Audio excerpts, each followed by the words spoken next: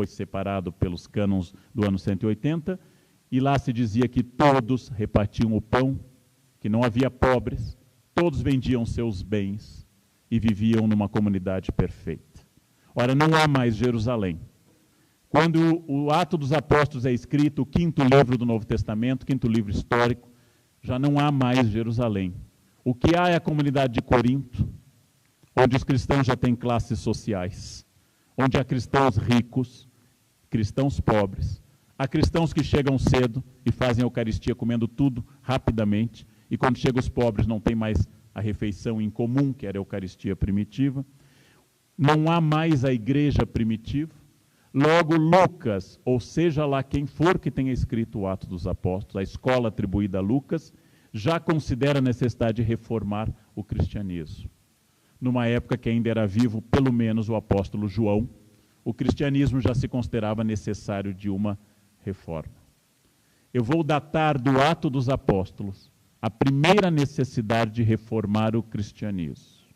A primeira necessidade de restaurar, a pergunta que Lutero fez, a pergunta que muitos santos hereges, heresiarcas, místicos fizeram, que era: o que de fato queria Jesus? Essa é uma pergunta que tem pelo menos 2000 anos. Eu estou datando a primeira reforma cristã do Ato dos Apóstolos e não de Lutero. O Ato dos Apóstolos já é uma tentativa de refazer uma comunidade imaginária.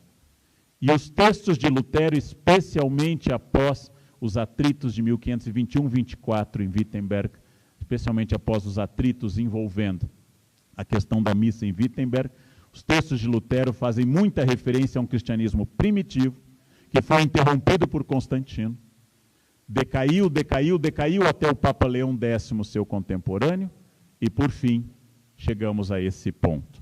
Quando Lutero se pretende um reformador, ele se pretende um conservador do que era o primeiro cristianismo.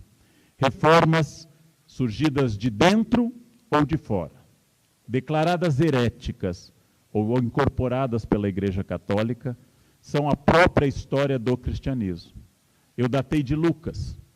Todas as cartas de Paulo, aquelas que no Código do Novo Testamento, os 27 livros que Lutero aceitou como parte do Novo Testamento, aquele corpus paulino de 14 cartas, algumas mais duvidosas e outras menos, ele é também uma tentativa de reforma de comunidades.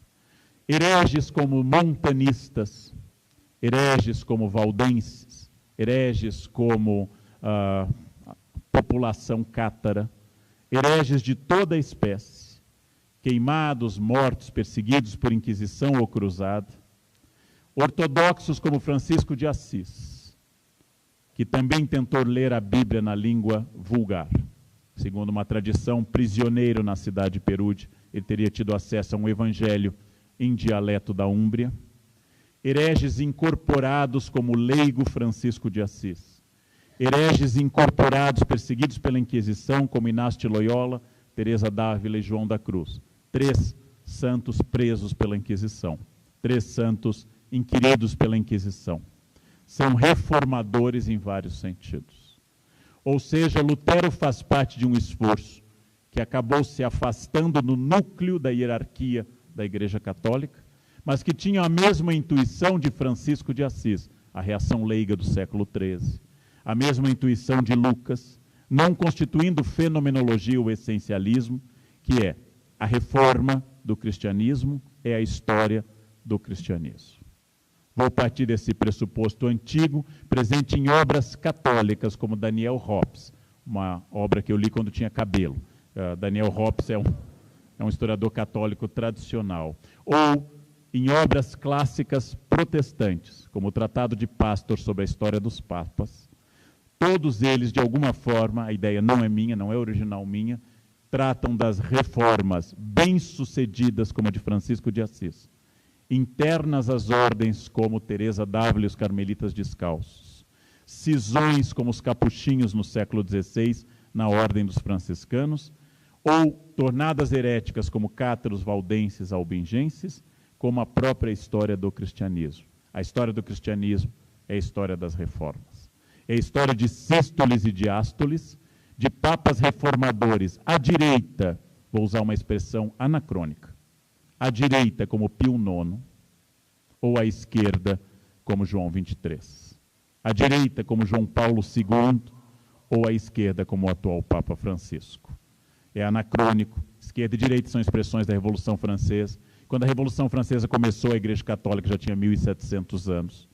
Então ela olhou essas mudanças como Revolução Industrial, capitalismo, com certo distanciamento.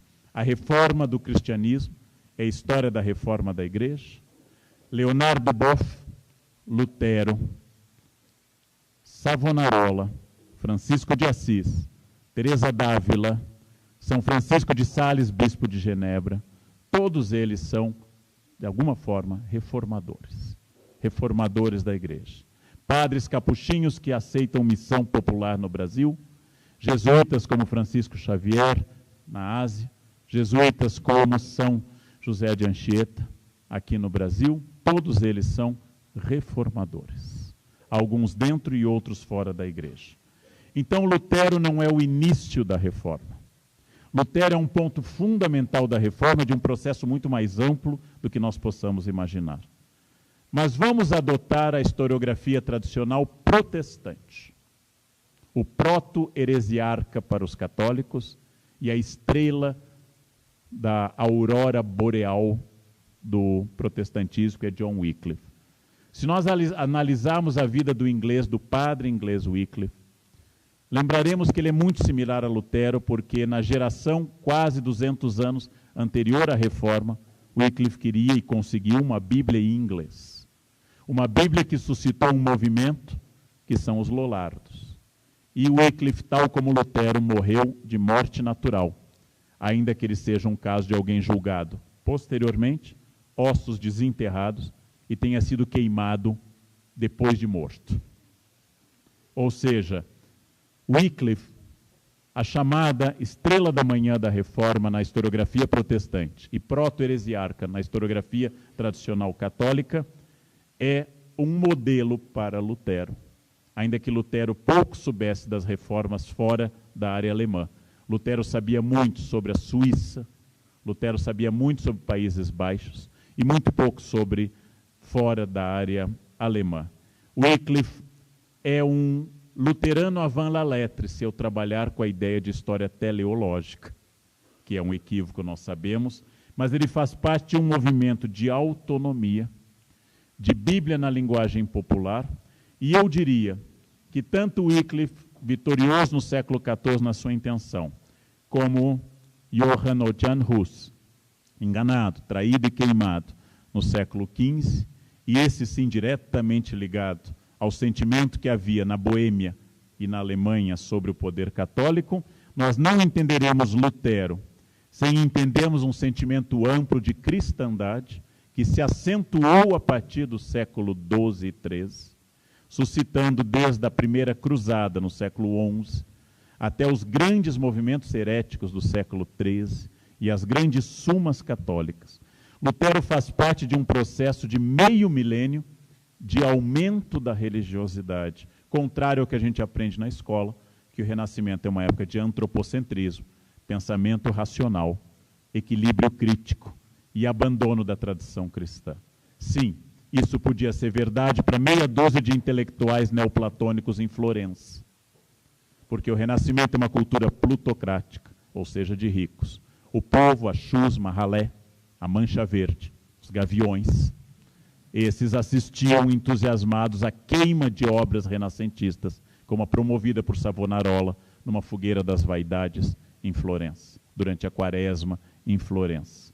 Ou seja, eu tenho que entender a reforma como um movimento da cristandade, de aumento da religiosidade, de massas camponesas que se pronunciaram de forma social e religiosa na rebelião de Wat Tyler do século XIV na Inglaterra, nas Jacqueries do século XIV na França e nas rebeliões camponesas da década de 20 e 30 na Alemanha, atingida pelas ideias de Lutero.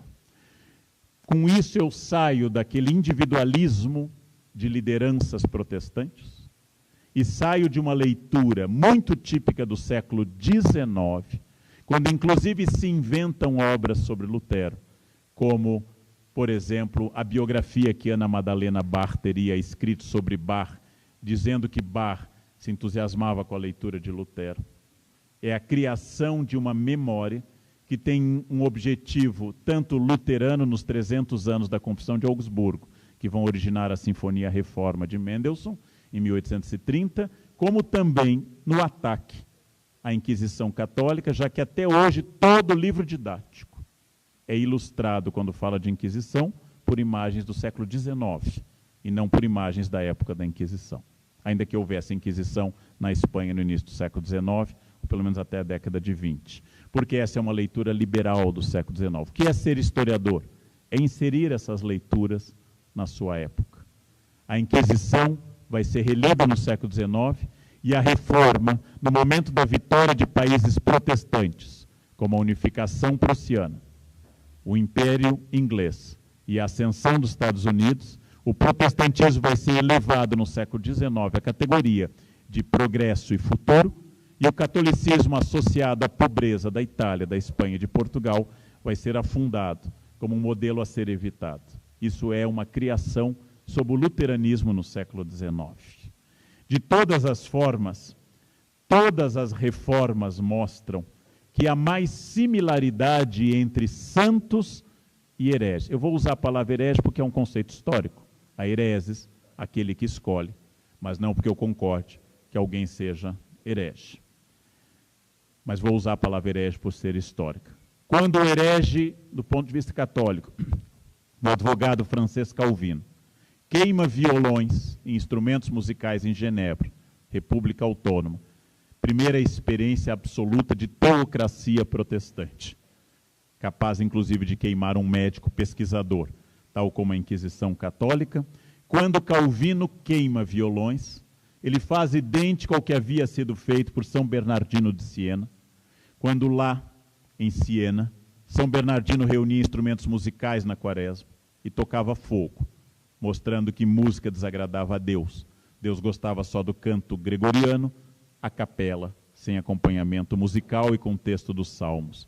São Bernardino de Siena poderia tomar um chá com Calvino, um santo místico com um heresiarca calvinista, porque ambos acreditavam muito e profundamente na ideia de que a alegria era inimiga de Deus e que a única coisa que Deus admirava era penitência, trabalho e dedicação.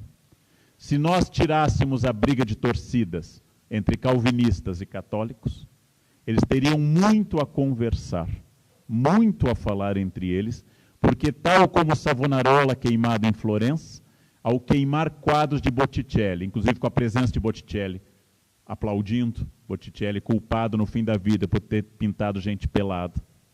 Vocês não vão entender isso, mas houve um momento na história que alguns se incomodaram com nudez da arte. Eu sei que isso é muito estranho, mas ouça o tio, foi assim. Foi assim. Houve um momento na história que alguns consideraram como o Papa São Pio V mandando o pintor Volterra tapar as imagens que Michelangelo havia pintado na Sistina entre 1536 e 41, o teto, e depois, no fim da vida, no fundo, no chamado juízo final.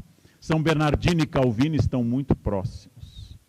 Vamos lembrar que se você for acusada de feitiçaria na Suíça, país dividido entre luteranos, calvinistas, zwinglianos e outros, e católicos, você tanto faz se fosse pego num cantão luterano ou num cantão católico. Ambos queimavam feiticeiras. Porque também Lutero, apesar de ter um texto pioneiro estimulando os homens a lavar fraldas de crianças, Lutero é o primeiro a dizer que um homem não é ridículo ao lavar fraldas de criança se fizer isso por fé, e não por feminismo, por sentimento de feminino, não o feminismo como movimento. Apesar de Lutero ter texto interessantíssimo sobre a nova posição da mulher, Lutero compartilha de uma certa desconfiança comum a Calvino e a toda a Contra-Reforma católica sobre o feminino. Então, muitas dessas pessoas poderiam conversar, e isso não diminui Lutero, apenas tira de Lutero um sentimento que é importante, que em história é muito frequente, que não conhecendo a amplitude de um movimento, a gente fala em milagres. Exemplo, Fala-se muito em historiografia do século XIX do milagre grego. Havia o Egito, teocrático, com arte rígida, com o faraó mandando, sem criatividade na visão ocidental. De repente, surgem as imagens gregas, a filosofia, a democracia. O século XIX, em grandes obras como Fustel de Coulanges, gostava de ressaltar o milagre grego. A partir do momento que nós descobrimos, também no século XIX, a civilização creto-micênica, houve um elo entre Egito e Grécia, um estágio intermediário contido nas escavações em Knossos ou em Micenas, e esse elo intermediário diminuiu o milagre grego. O milagre asteca é diminuído à medida que eu estudo a cultura maia, a arte de Teotihuacan e o poder tolteca na Mesoamérica do chamado período pré-clássico ou clássico. Então, o que eu estou dizendo? Tudo o que eu estou falando não é para diminuir Lutero, que tem uma posição essencial na história, mas para inseri-lo num quadro de explicação muito maior.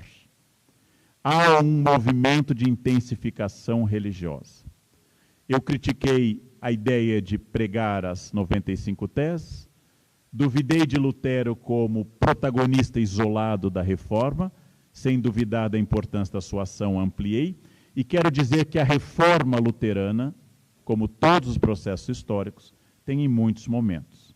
Há um Lutero em 1517, cujo foco é indulgências, purgatório. As vendas feitas pelo monge dominicano Tetzel e a crítica dele à venda de indulgências. Esse Lutero é católico, mas desde a sua visita a Roma 7 anos antes, voltou profundamente irritado com a prática de indulgências. Tal como muitos católicos, ele não compartilha dessa ideia, lembrando que indulgências nunca constituíram dogma de fé, e como tal, um bom católico pode duvidar daquilo que não é dogma de fé. Exemplo, aparições de Nossa Senhora não são dogma de fé na Igreja Católica. Maria tem 4 dogmas, nenhum deles fala de aparição. Logo, um bom católico pode duvidar de uma aparição mariana sem incorrer em pecado grave. Não é dogma de fé o limbo, haja vista que o Papa emérito, Bento XVI, considerou que o limbo, usou um advérbio, provavelmente não existe. Mas o paraíso e o inferno são dogmas de fé. A virgindade de Maria, a Imaculada Conceição de Maria, sua assunção ao céu de corpo e alma, o último dogma da Igreja mais recente, 1950, esses são dogmas. O Lutero de 1517 é um monge católico, que inclusive continua usando a roupa negra da ordem agostiniana, como vai usar durante muitos anos ainda. O Lutero de 1517 é diferente do Lutero de 1520 e 21, quando o Papa Leão X reage, excomungando Lutero. O Lutero que queima a bula de excomunhão, aliás, uma cópia da bula de excomunhão, não a bula. O Lutero que queima a bula de excomunhão já é um Lutero menos católico do que o Lutero de 1517. Quando ocorrem as agitações em torno da missa em Wittenberg, Lutero é obrigado a sair do seu esconderijo, no castelo onde se escondia sob o pseudônimo Jorge, e traduziu em 11 meses o Novo Testamento. Isso é quase um Exu tradutor, né, Lutero? Traduziu em 11 meses 27 livros do grego, e bem, imitando inclusive a velocidade de São Jerônimo, que traduziu o livro dos Salmos numa noite. Eu não sei o que essa gente bebia, né? É uma coisa que... Isso é espantoso, isso, né? Quando eu traduzo, eu levo 4 horas para um parágrafo, 6 dias para um capítulo. Essa gente... Era o Espírito Santo. Então, quando Lutero sai do seu exílio, onde foi simulado um rapto por Frederico o Sábio, quando Lutero sai do seu exílio e traduz o Novo Testamento, fundamental. Quando Lutero vai a Wittenberg voltar a pregar na cátedra, no altar, no púlpito onde ele pregara tantas vezes, esse já é um outro Lutero. Lutero é um homem ainda com grande sensibilidade aos camponeses, às rebeliões camponesas, a maneira como a sua primeira carta sobre as rebeliões foi incorporada pela nobreza, e ele teve que escrever uma carta interpretativa da primeira carta, faz de Lutero também, cada vez, na medida que as rebeliões camponesas seguem, especialmente após a tortura e execução de Thomas Mendes, Lutero vai ficando mais conservador e morre profundamente conservador. Lutero morre muito mais conservador do que havia começado, como é frequente em grandes líderes e grandes ideias. O Lutero, que apenas em 1545, ou seja, faltando 9 meses para o seu falecimento, Lutero é um homem que escreve o texto mais duro que ele jamais escreveu sobre o Papa, dizendo pela primeira vez de forma declarada o que havia em panfletos e obras de luteranos menores. O Papa é o anticristo, quem segue o Papa segue o demônio, o Papa é o plano de Satanás para o planeta Terra. E a verdade está sempre longe do Papa. Lutero nunca havia atacado o papado dessa forma, como atacou um ano quase antes de morrer. É porque não há mais chance de reconciliação e porque em 1545 Lutero sabe que fora convocado e se iniciara nas terras do Sacro Império, no norte da Itália, o Concílio de Trento, que com interrupções vai se estender até 1563. O que eu estou dizendo? Não existe um Lutero, mas existe um Lutero em cada momento da história. E entre 1517 e 1546, dava para fazer as muitas mutações de Lutero e as muitas ideias de Lutero.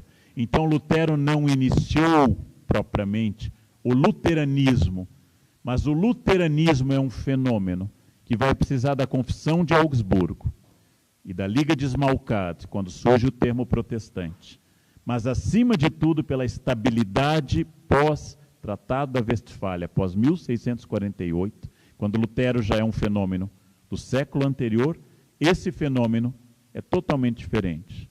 E lembrando que o protagonismo de Lutero entre 1520 e 30 diminui profundamente entre 1530 e 40, quando a Reforma Anglicana, quando a Bíblia de Genebra, quando as Institutas da Igreja Cristã de Calvino, quando as obras mais densas começam a surgir, Lutero perde o protagonismo e outros líderes protestantes evangélicos começam a crescer. Logo, não é um Lutero, mas são vários Luteros. Vocês sabem que o versículo mais definitivo da obra luterana é o versículo extraído de Romanos 1,17, que o justo viverá pela fé. Esse versículo iluminou a vida de Lutero, o justo viverá pela fé, e marcou de tal forma Lutero, que inclusive ele tem resistência a incluir o Apocalipse no seu cânon. Por quê? O Apocalipse fala de um Deus julgando as pessoas pelas obras. Tal como em Mateus 25, Jesus julga exclusivamente por quem visitou presos ou visitou doentes, e não pela fé, o que causa um choque com o centro da teologia luterana. Mas o versículo de Lutero, o versículo preferido de Lutero, ele adorava no Novo Testamento essa carta de Paulo, adorava a primeira carta de Pedro, não gostava da epístola de Tiago e desconfiava profundamente do Apocalipse.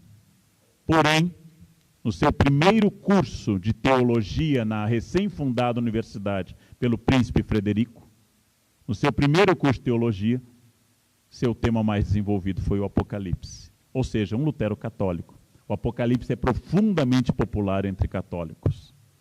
E Lutero desconfiava bastante dele. Eu vou pegar um exemplo aqui dessa semana. Vamos ver.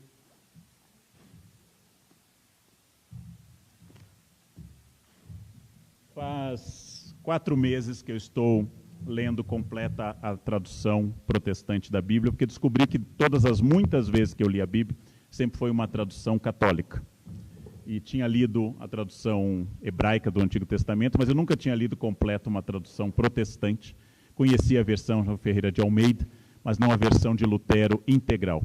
E passei a ler sistematicamente em aviões, em carros com motorista quando estava, a Bíblia da Reforma. Foi muito interessante a reação. De terno e gravata e com Bíblia.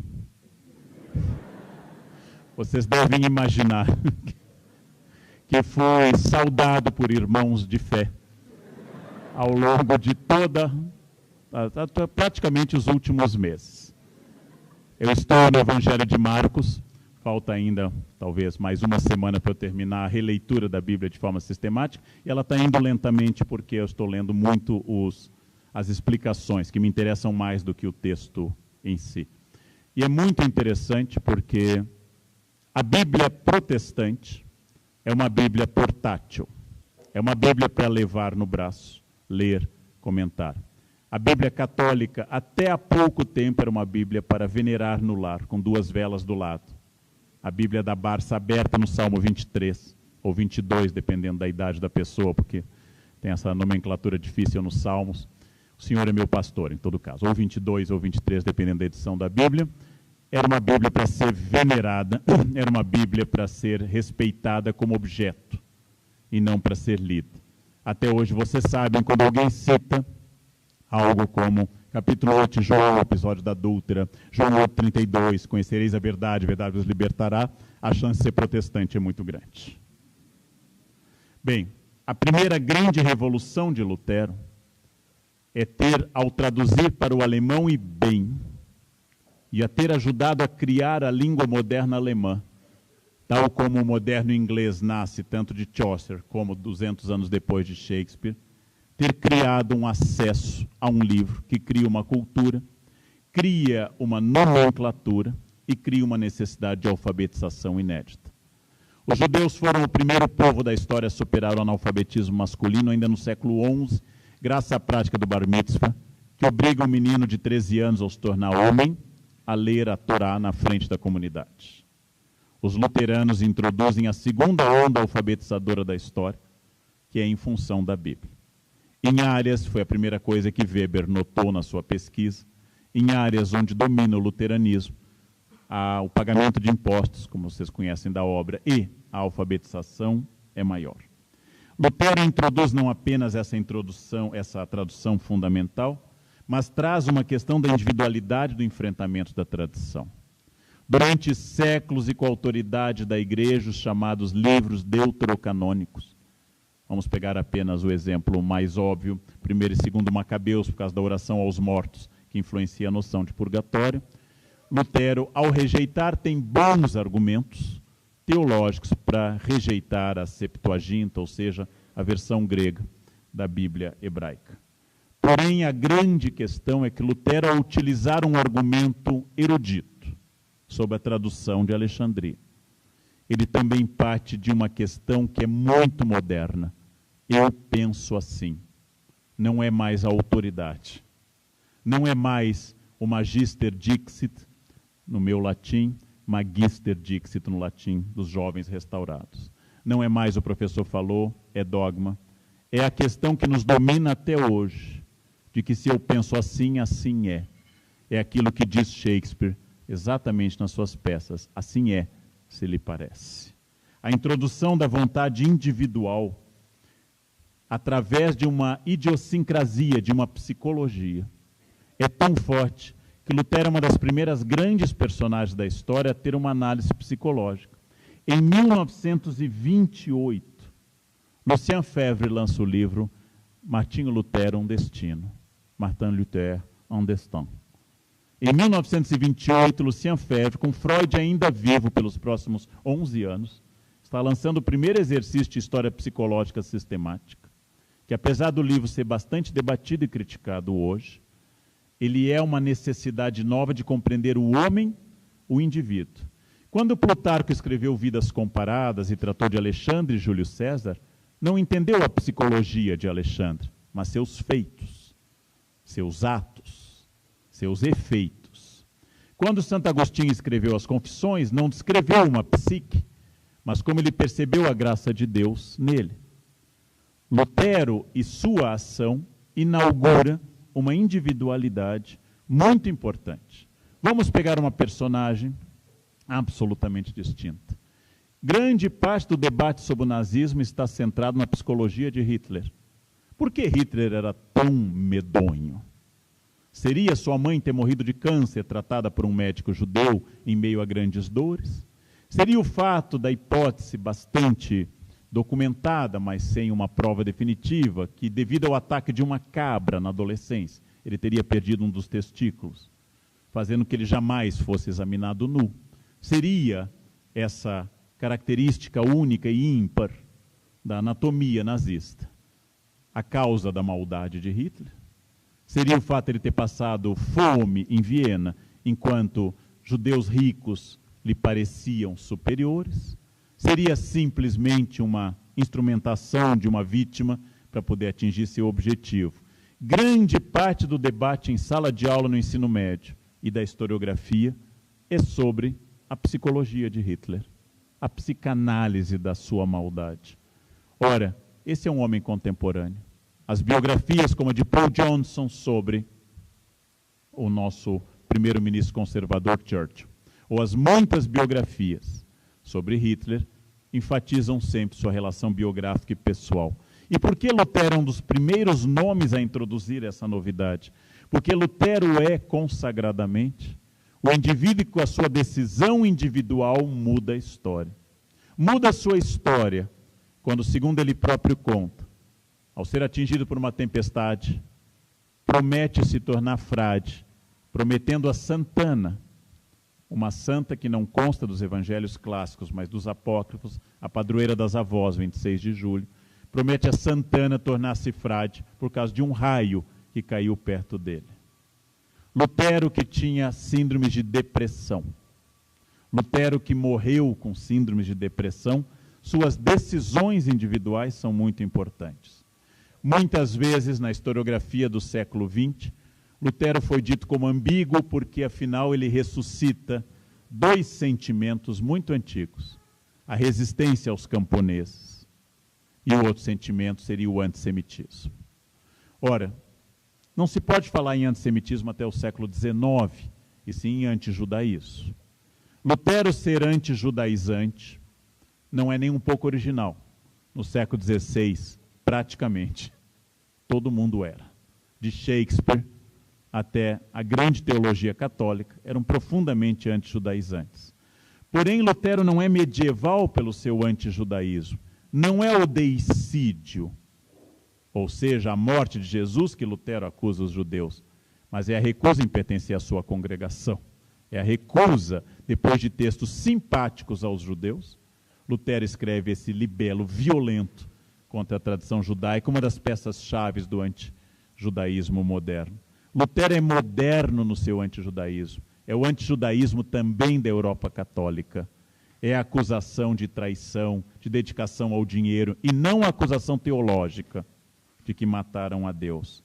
Seu antijudaísmo é profundamente moderno e dialoga com o episódio ocorrido 11 anos antes das suas teses, o grande pogrom de judeus em Lisboa de 1506. Ora, Lutero, também na relação com os camponeses, não é um nobre medieval.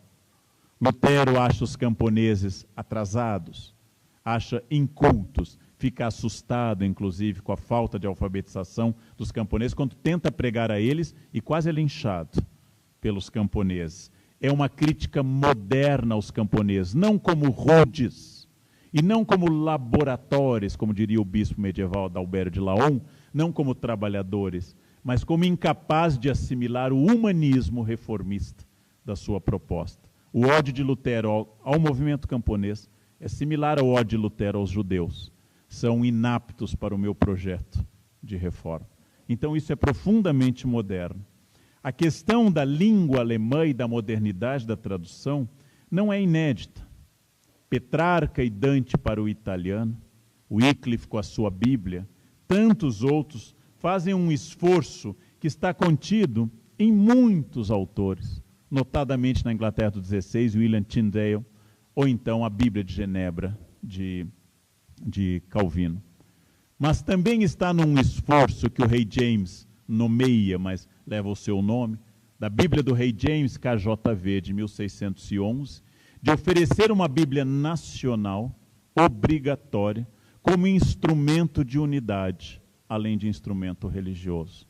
Então, Lutero só pode ser entendido na modernidade de um Estado que vai se tornando um Estado nacional, mesmo que ele esteja inserido no local mais resistente da Europa ao Estado nacional, que é a região do Sacro Império. Aí é uma questão dupla. É importante lembrar aquela frase que Delumeau traz de autores do XVI, que não é dele, mas a gente associa a Delumeau, que é no livro Catolicismo entre Lutero e Voltaire, de que a imprensa é o incenso da reforma. A reforma não existiria se não houvesse imprensa. Quando nós temos que escolher um marco da modernidade, nós somos obrigados, por um equívoco francês antigo, de que essa modernidade, equívoco primeiro italiano, depois francês, que essa modernidade está ligada à queda de Constantinopla, no final de maio de 1453. 3 datas completamente distintas são muito mais significativas para isso. A invenção da imprensa, vamos datá-la sem precisão, em 1455, o descobrimento da América em 1492 e as 95 Teses de 1517. Isso é muito mais expressivo como marco da modernidade que a queda de um pequeno principado autônomo, que era o Império Bizantino, tomado pelas tropas do sultão Maomé II. Ou seja, o que Lutero faz com a Bíblia não é original. Lembrem que um homem comum ao mundo católico e ao mundo luterano, que é Erasmo, obteve do imperador e do papa uma licença para seu evangelho em grego, seus evangelhos em grego, e isso tanto influenciou Lutero, já que a obra é de 1516, como deteve a publicação da Bíblia Complutense, da Bíblia Poliglota do cardeal Cisneros, que não conseguiu publicar por completo porque o decreto do imperador ainda valia para a Espanha, de que apenas Erasmo poderia publicar uma obra dessas. Então, Erasmo tem um privilégio clássico de Estado moderno, ou seja, um monopólio mercantilista sobre uma área de conhecimento, que influenciou Lutero e deteve um pouco Cisneros, que acabou sendo publicado. Dessa forma, Erasmo é alguém que influencia tanto o humanismo cristão de um lado como de outro. E as mudanças do cardeal Cisneros sobre a obra de Erasmo são similares às mudanças que Lutero e Melanchthon tiveram com Erasmo. Erasmo começa sendo considerado o grande padroeiro do pensamento reformista e termina com Melanchthon escrevendo textos terríveis sobre Erasmo. A associação que eu disse lá no início naquela afirmativa, de que protestantes, especialmente calvinistas, estão na base do sucesso capitalista, tem que ser medida por uma questão importante. Se é verdade que a primeira proposta do clássico de Max Weber é do início do século XX, para entender o livro inteiro da Ética Protestante e o Espírito do Capitalismo, eu tenho que lembrar que Weber vai para os Estados Unidos para a exposição de St. Louis. E então ele tem o mesmo choque que no século anterior teve Tocqueville com a América. Vendo do mundo alemão recém-unificado o Segundo Reich, o Weber tem um impacto enorme na sua concepção de mundo, e quando ele publica a obra definitiva, ele está marcado pela visão dos Estados Unidos, país que ele identifica como protestante, apesar do catolicismo até hoje representar quase 1/3 da população norte-americana, e apesar dele ter conhecido áreas católicas dos Estados Unidos, como Maryland, e ter conhecido a área menos desenvolvida, que é St. Louis, em comparação com os polos, ou da costa leste ou da costa oeste, foi a influência sobre o sucesso americano que fez Weber buscar nas raízes, o mesmo que no Brasil, em 1954, fez meu conterrâneo de São Leopoldo, no Rio Grande do Sul, Viana Moog, ao lançar Bandeirantes e Pioneiros, a buscar no passado calvinista ou luterano a explicação do sucesso. Ora, quando o calvinismo chegou aos Países Baixos, os Países Baixos, ou a região dos Países Baixos, já era uma área bastante avançada economicamente, na manufatura e no comércio. Algo que foi debatido desde a Idade Média no clássico de Pirene, até aquele famoso debate que a geração de vocês não acompanha mais, que é de Maurice Dobb, sobre a origem do capital. Aliás, uma sorte que vocês não acompanhem mais esse debate. Foi um inferno da nossa geração. Tinha a réplica, a tréplica, isso foi um inferno. Não, se puderem, não leiam Maurice Dobb.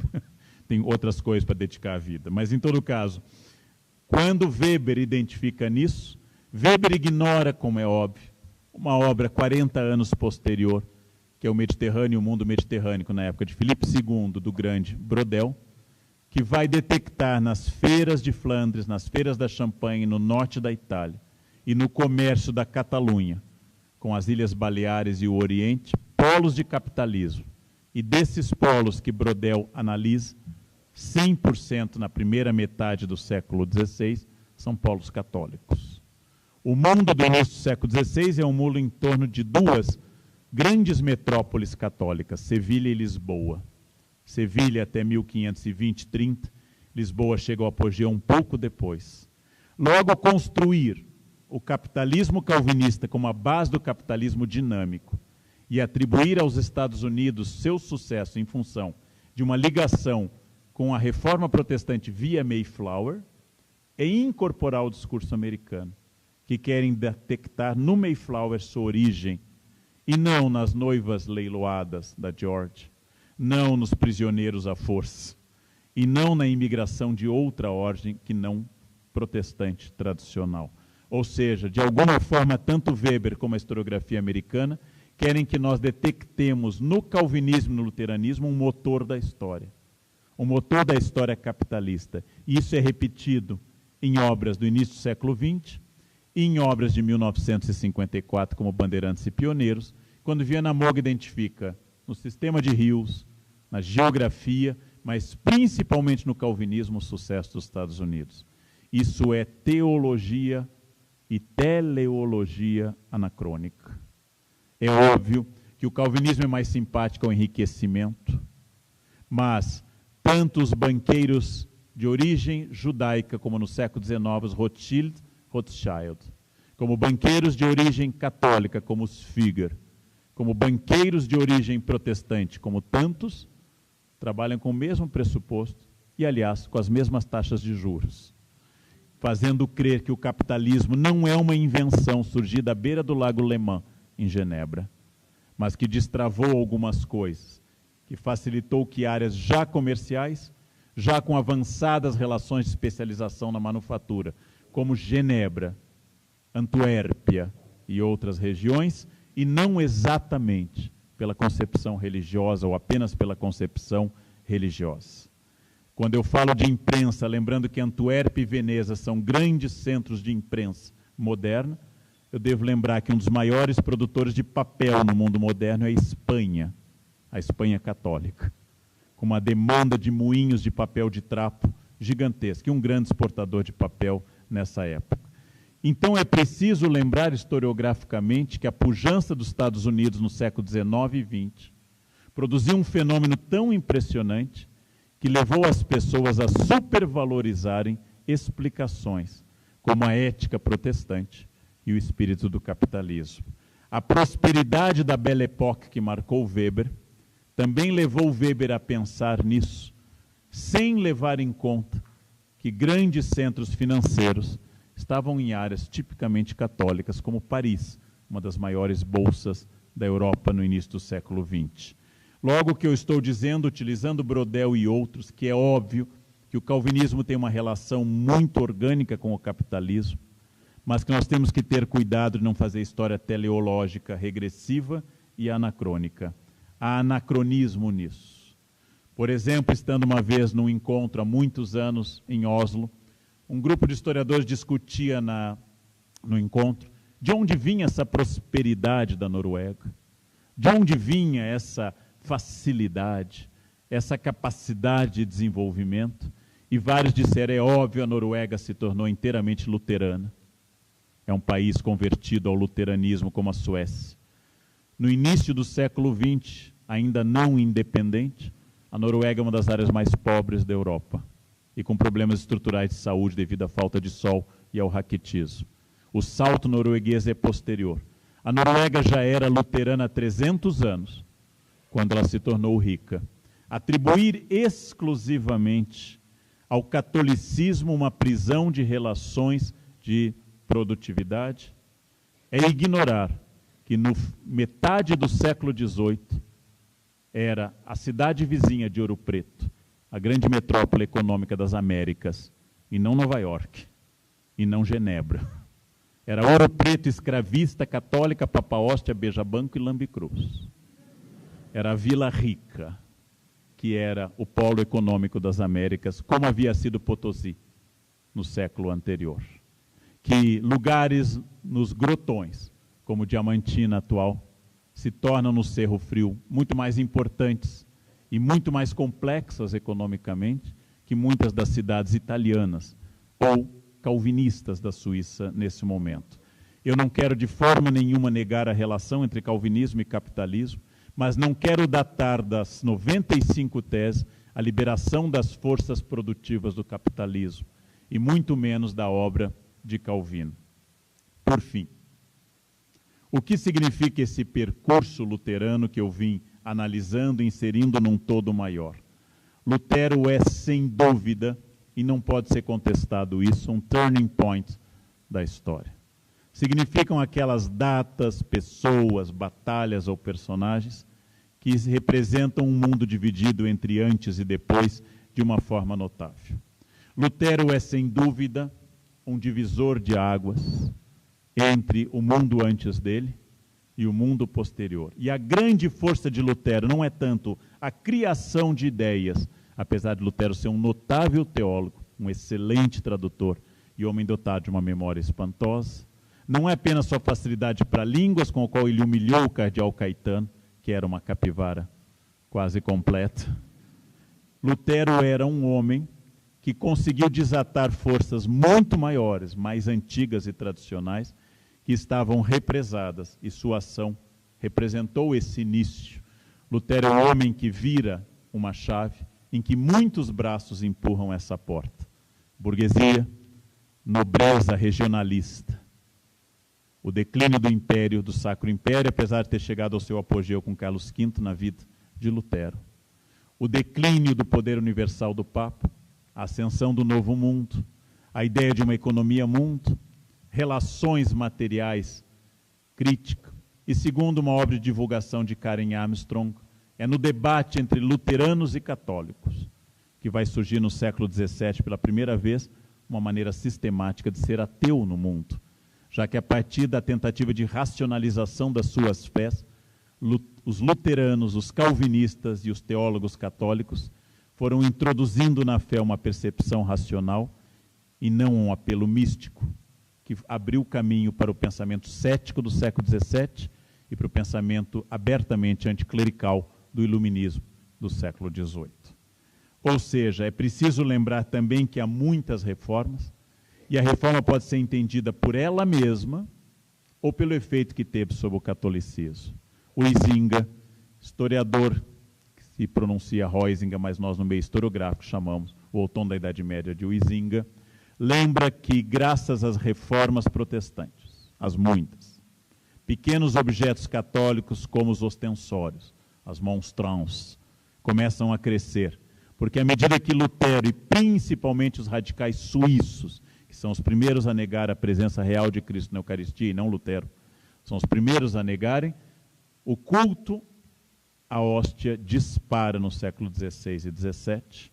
A festa de Corpus Christi, que o Sino de Liege havia instituído, se torna uma festa central, surge como feriado na quinta-feira. Ano passado um aluno me perguntou, Corpus Christi cai numa quinta-feira. Eu disse, claro, é a festa da Eucaristia. Ele ficou me olhando, assim, é só o catolicismo realmente. Nosso querido Delimor tem razão, nós temos uma descristianização. Né? Toda festa de Eucaristia vai cair numa quinta-feira, sempre. E toda Páscoa num domingo. Eu sei que não pode não parecer lógico, mas é assim. E toda Sexta-feira Santa, por definição, numa sexta-feira. Né? Eu sei, são coisas que eu deixo para revelar no fim do curso para as pessoas. Bem, o culto à presença de Cristo na Eucaristia, o culto às relíquias de santos, as igrejas monumentais, como os altares teatrais de Inácio de Loyola, canonizado só no século XVII, junto a Francisco Xavier, a São Filipe Neri e a Santa Teresa d'Ávila. Esses cultos monumentais, estátuas de apelo dramático, como a que Bernini fez de Santa Teresa d'Ávila, ou da Beata Albertone na igreja de São Francisco Arrepa, em Trastevere, são só explicáveis à medida do ataque luterano e dos luteranos, muito mais dos luteranos do que de Lutero, e dos calvinistas ao culto e à veneração de imagens. Ou seja, Lutero não apenas definiu um campo teológico novo e uma ruptura moderna, mas Lutero também instituiu uma nova maneira de ser católico, por oposição.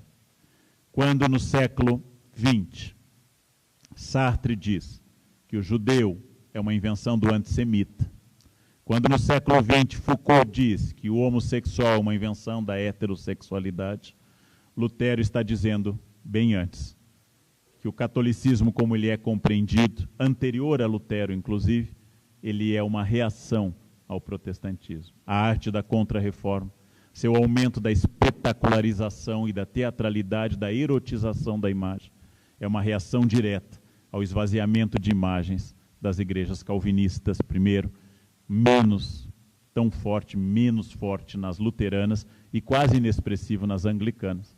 Já que até hoje, se vocês entrarem em St. Martin-in-the-Fields, em Londres, vocês vão se encontrar numa igreja com imagem de Nossa Senhora, vitrais e missas, inclusive, até hoje. Ser cristão reformado em 1517 é diferente de ser cristão reformado em 1648.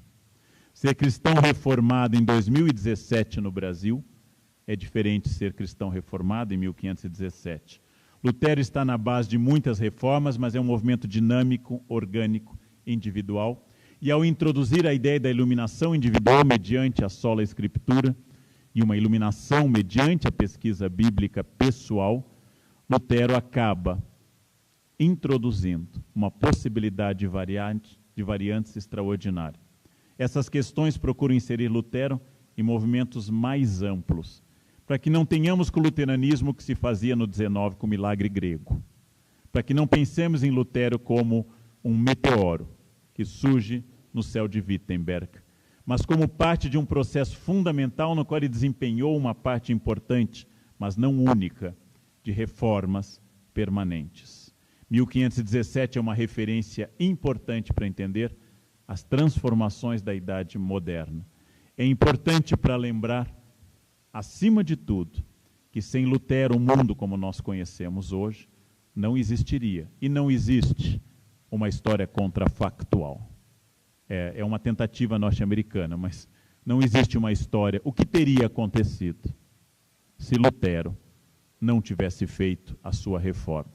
O mundo ficou diferente e instituído por torcidas organizadas. Exemplo, vitalidade do pensamento e do debate religioso.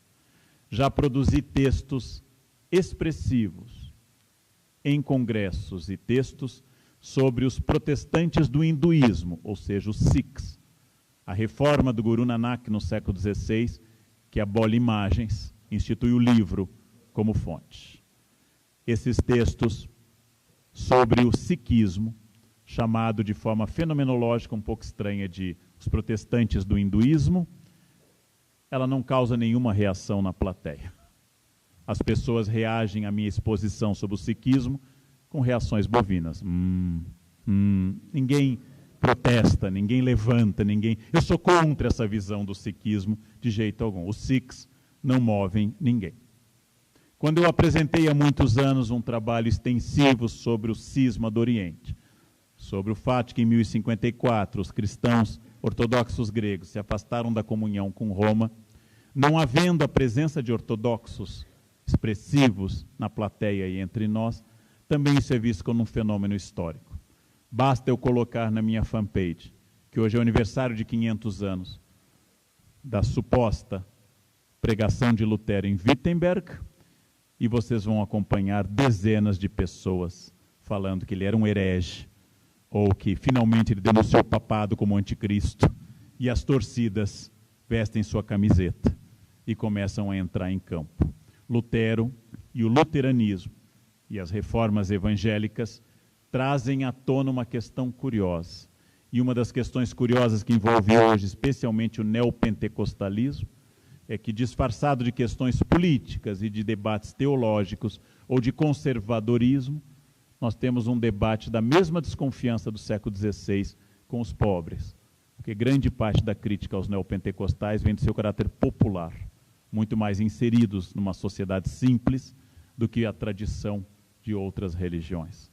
Então, sem excluir os outros debates. Tudo isso é para mostrar que discutir a obra e o legado de Martinho Lutero, que brilha no céu como a estrela definitiva do protestantismo, ou queima no inferno como heresiarca, em determinado tipo de imagem, capaz de movimentar a Europa, o Concílio de Trento, a Espanha, de ser citado por Inácio de Loyola, o Papa Leão X e seus sucessores, de mover no México a construção de um arco de triunfo, no qual a América se rende à hóstia consagrada, enquanto a Alemanha a rejeita, numa obra de arte efêmera típica de Góngora, no México, e de Sor Juana Inés de la Cruz, no século XVII, para receber o Marquês de Paredes, novo vice-rei do México. Com tudo isso, mostra que Lutero se torna um fenômeno universal, capaz de movimentar uma carta de Francisco Xavier em Nagasaki, lá do outro lado do mundo, em que ele tenta deter a influência de possíveis ideias luteranas via presença holandesa no mundo do Pacífico e do Índico, mostra que Lutero havia desatado uma caixa de Pandora extraordinária. Não cabe ao julgador, ao historiador, o julgamento, dizia nosso pai Bloch, que não somos juízes. Papai Bloch recomenda que a gente não julgue, que não sejamos juízes. Nosso avô Heródoto, nosso pai, é Bloch. Os nossos tios são variados. O meu é Dessertot, mas cada um tem o seu de eleição, né? Pode ser qualquer um, Thompson, Dessertot, mas nosso avô é Heródoto. Isso não há dúvida. E quem tiver dúvida deve perder o diploma imediatamente. Martinho Lutero desatou uma caixa de Pandora.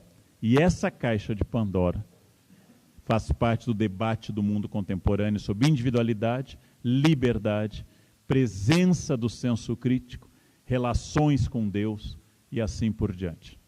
O século XIX proclamou, com toda afirmativa, que a religião era um fenômeno do passado. Liberais e maçons profetizaram que não haveria igreja católica em 50 anos. Várias pessoas disseram que o apateísmo, a indiferença à religião, seria o futuro da humanidade. Essas pessoas estão todas mortas e a religião continua viva, próspera e muito produtiva. Não é possível entender o mundo moderno e contemporâneo sem o fenômeno das reformas e das contra-reformas, que seria um tema para outra palestra, e a necessidade de reorganizar nossa posição diante do fenômeno igrejas, Bíblia, Lutero, fé, moral e Estado. O fato de Lutero e os protestantes estarem presentes no debate até hoje mostra que ele é, como todo turning point e toda figura-chave da história, uma obra aberta, utilizando a expressão do falecido Humberto Eco. Alguém que cada um pode se apropriar e colocar sua própria identidade na obra de Lutero e no que ocorreu há 500 anos, reorganizando e produzindo uma reação que, no fundo, vai significar que, em poucos anos, vocês, jovens historiadores, se dedicarem à idade moderna, que é super legal, que vocês, jovens historiadores, terão que reescrever a história das reformas protestantes. Aquela que um católico Delimot tanto escreveu, um católico tradicionalista como o historiador Delimot, que vocês terão que reescrever a história de Lutero, porque, de novo, a posição de Lutero continuará se deslocando em todos os lados, se deslocando em todos os sentidos, produzindo um novo sentido que ilumina nossa própria concepção. Por isso que a data de hoje é uma data fundamental para comemorar. Do latim, lembrar junto. Comemorar, não para saudar ou lamentar, não para exaltar ou atacar, mas para comemorar.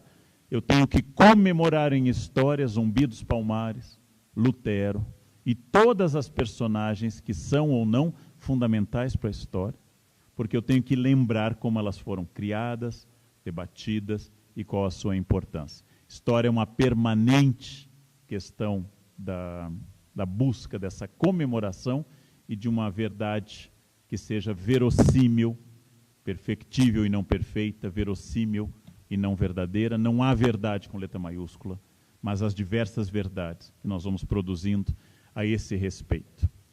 Assistir. Eu, professor de uma universidade pública, numa outra universidade pública, jovens reunidos numa sala lotada para debater Lutero, significa para mim hoje uma grande alegria de entender que, enquanto isso ocorrer, o processo atual de ataque à educação e às humanidades não será vitorioso. Enquanto houver esse tipo de evento, sem quase nenhuma verba, com gente vindo daqui e dali, para debater uma questão dessas, nós ainda estaremos vivos como historiadores.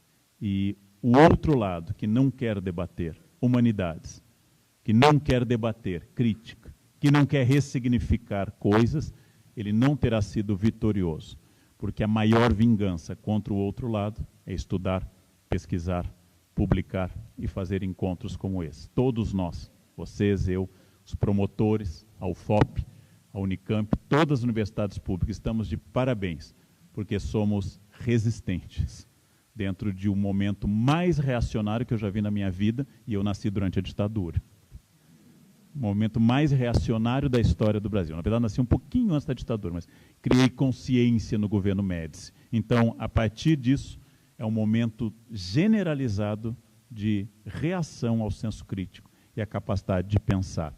E aí nós vamos precisar de muitas portas de Wittenberg para proclamar senso crítico, debate, relativização de verdades, inserção no tempo e fazer também nós uma espécie de reforma que mais do que nunca as pessoas precisam para que os dogmas não vençam e essa noite escura e terrível que está se anunciando tenha logo uma estrela, uma aurora, alguma coisa que eu sinto que vibra aqui essa noite nessa sala. Quase um pastor falando, vou agora então. Isso. Muito obrigado pela atenção, gente. Obrigado. Muito obrigado.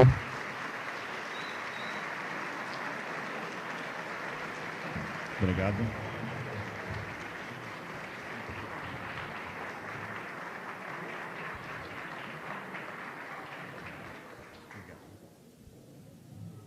Bem, eu acordei às 4h, dei aula na pós da Unicamp, depois peguei avião, vim para cá, fiz uma viagem de 2 horas em quase 3, depois fiz um programa com a TV UFOP, depois nós autografamos livros, depois eu dei a palestra, agora eu tenho que voltar para Confins.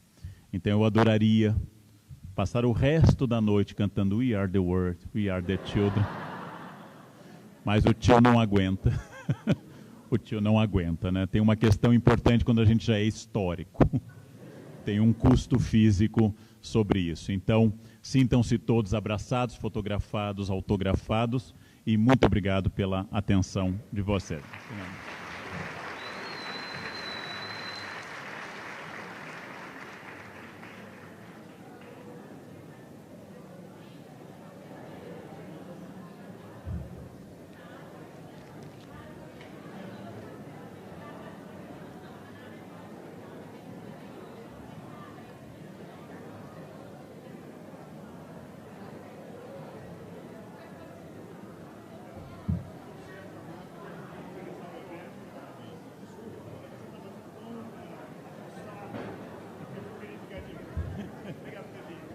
Não, imagina, funcionou muito bem. E um modelo simples